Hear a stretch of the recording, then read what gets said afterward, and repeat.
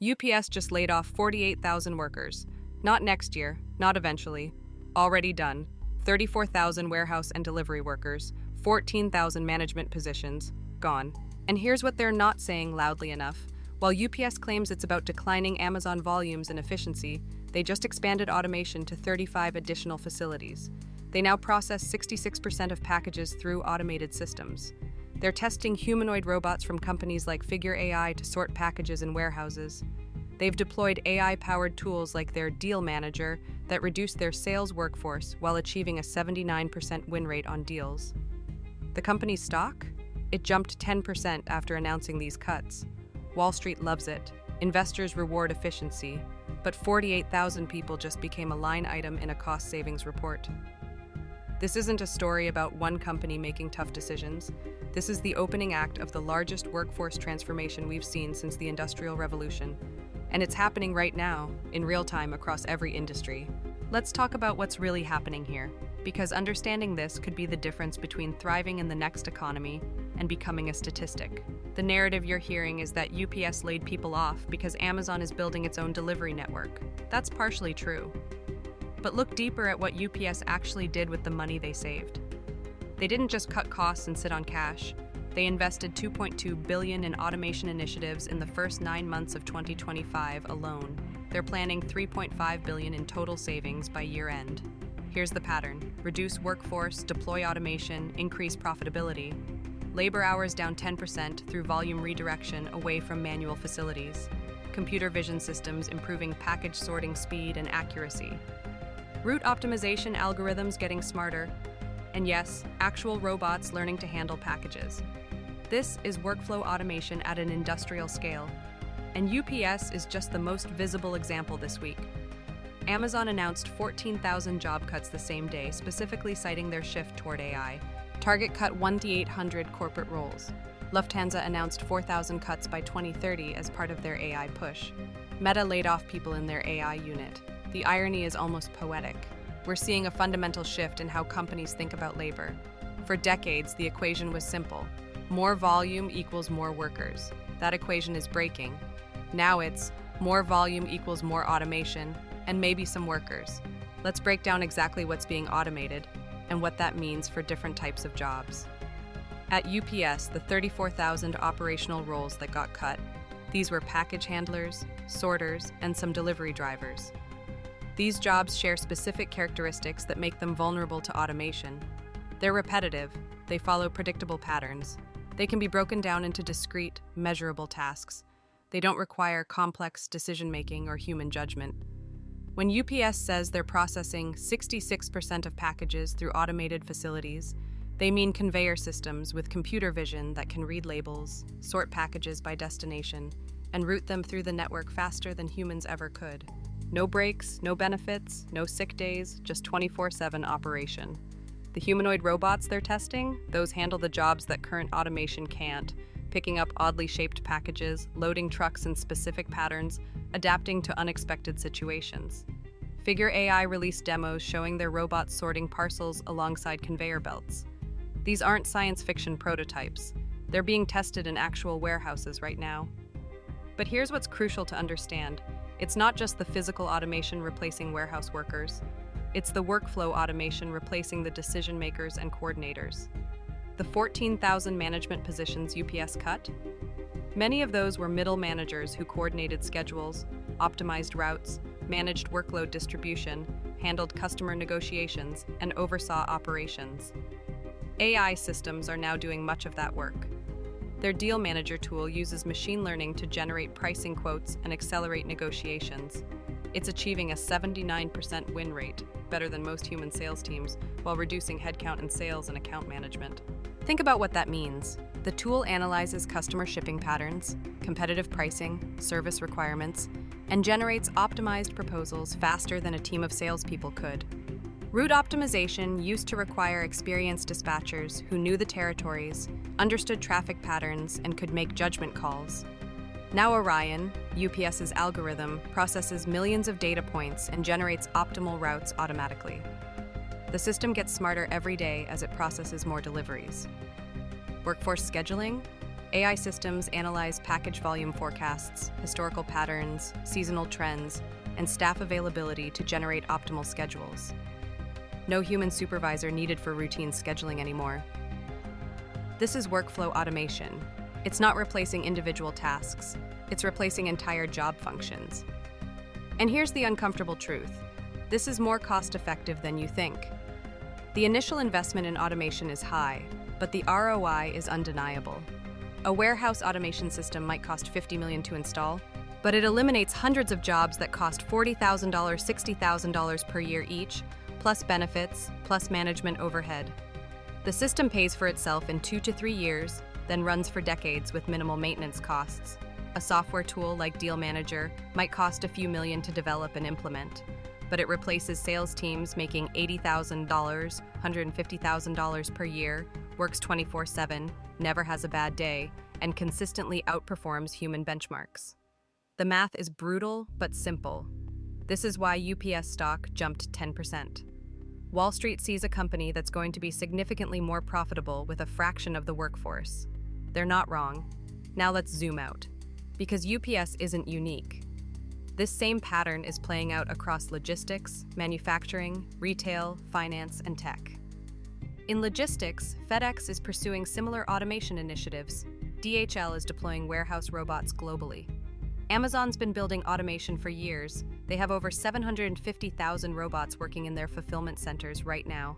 In manufacturing, companies are replacing assembly line workers with industrial robots that can work continuously, maintain consistent quality, and adapt to different products through machine learning. Tesla's factories use massive automation. So do automotive suppliers, electronics manufacturers, and industrial goods producers. In retail, automated checkout systems are replacing cashiers. Inventory management systems are replacing stock clerks. AI-powered demand forecasting is replacing purchasing managers. Walmart, Target, and major grocery chains are all reducing headcount while increasing automation. In finance, AI is processing loan applications, detecting fraud, generating investment recommendations, and handling routine customer inquiries. JP Morgan has an AI system that reviews commercial loan agreements in seconds, work that used to take lawyers 360,000 hours annually. In customer service, AI chatbots are handling millions of inquiries that used to require human agents. Klarna reported their AI assistant doing the work of 700 full-time customer service representatives. The pattern is consistent across industries. Identify repetitive tasks, identify predictable workflows, build automation, reduce headcount, increase profitability. But here's what you need to understand about the timeline. This isn't happening over decades, it's happening over months and quarters. UPS cut 48,000 people in 9 months. Not 9 years, 9 months. The technology adoption curve for AI and automation is unlike anything we've seen before.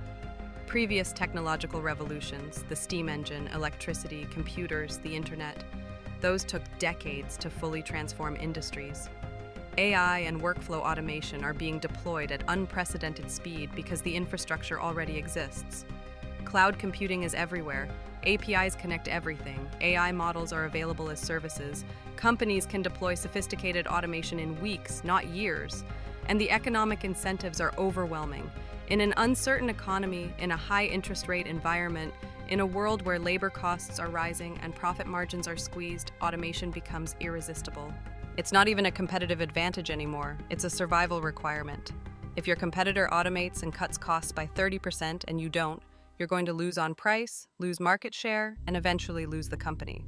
So everyone automates. It's a race to the bottom for human labor in certain categories of work. So what does this mean for you? Whether you're working in logistics, tech, retail, or any other industry facing this transformation, you need to understand where you stand. If your job is primarily repetitive tasks that follow clear procedures, you're in the danger zone. If a manual could be written that documents 80% of what you do, AI can probably learn to do it. If your day involves moving information from one system to another, categorizing things, following established workflows, or executing standard procedures, automation is coming for that role.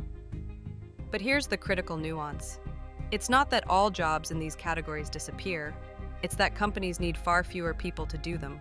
UPS didn't eliminate package sorting entirely, They still need some humans. They just need 66% fewer humans because automation handles most of it. The same applies to management roles. Companies still need managers. They just need managers who can work with AI systems, interpret their outputs, handle exceptions, and make strategic decisions. They don't need managers who primarily coordinate routine operations that AI can handle. This is why the job market is splitting. On one side, you have jobs that are being automated away or heavily compressed. On the other side, you have jobs that are either automation resistant or directly benefit from AI augmentation. The automation-resistant jobs require complex judgment, creative problem-solving, interpersonal skills, strategic thinking, or handling of novel situations. These are things AI still struggles with. Jobs like complex negotiations, crisis management, creative strategy, genuine relationship building, and high-stakes decision-making with incomplete information. The AI-augmented jobs are roles where AI makes you dramatically more productive. AI engineers who use AI to code faster, analysts who use AI to process data and generate insights, designers who use AI to iterate faster, writers who use AI to research and draft more efficiently. These people aren't being replaced. They're becoming more valuable because they can deliver more output. Then there are the new job categories being created by AI. AI trainers, prompt engineers, AI integration specialists, AI product managers, ethics and compliance officers for AI systems. These roles didn't exist 5 years ago. Now they're in high demand. But here's the harsh reality. The number of jobs being created by AI is smaller than the number being eliminated. Much smaller. When UPS automates away 48,000 jobs, they might hire a few hundred AI specialists, automation engineers, and data scientists. The math doesn't balance. This is the great AI job divide. And most people are on the wrong side of it without realizing it yet. So what do you do? First, be honest about your vulnerability. Look at your actual daily tasks. How many of them are repetitive? How many follow established procedures? How many could be documented in a detailed manual? If the answer is most of them, you need to start planning your transition now, not next year, now. Second, start learning how to work with AI tools. If you're in operations, learn the automation platforms in your industry. If you're in analysis, learn how to use AI to process data faster. If you're in creative work, learn how to use AI to augment your output. The people who survive aren't the ones who resist AI. They're the ones who figure out how to use it better than anyone else. Third, develop the skills that AI can't easily replicate. Complex problem solving with ambiguous information. Building genuine relationships. Strategic thinking that requires understanding human motivation and organizational dynamics. Creative synthesis that combines disparate ideas in novel ways. These skills are still valuable and will remain valuable. Fourth, consider pivoting to AI-adjacent roles. The demand for people who understand both business operations and AI capabilities is massive and growing. Companies are desperate for people who can identify automation opportunities, implement AI solutions, and manage the transition. You don't need a PhD in machine learning. You need to understand how AI works well enough to apply it to real business problems. The window to make these moves is narrowing. When UPS can cut 48,000 people in 9 months, the pace of change is faster than most career transitions. You don't have years to figure this out. You have quarters. The job market is splitting. The question isn't whether this transformation will happen. It's already happening. The question is which side you'll be on when the dust settles. Are you building skills that make you more valuable in an AI-augmented workplace? Or are you doing work that's quietly being automated away while you're not paying attention? Drop a comment and let me know, what industry are you in, and do you feel like your role is safe or vulnerable? Let's talk about where your industry is heading and what moves you should be making. If this opened your eyes to what's really happening, hit subscribe. We're tracking the AI transformation every week with the real data and the real implications that other channels won't tell you. The UPS layoffs are just the beginning. Make sure you're ready for what comes next.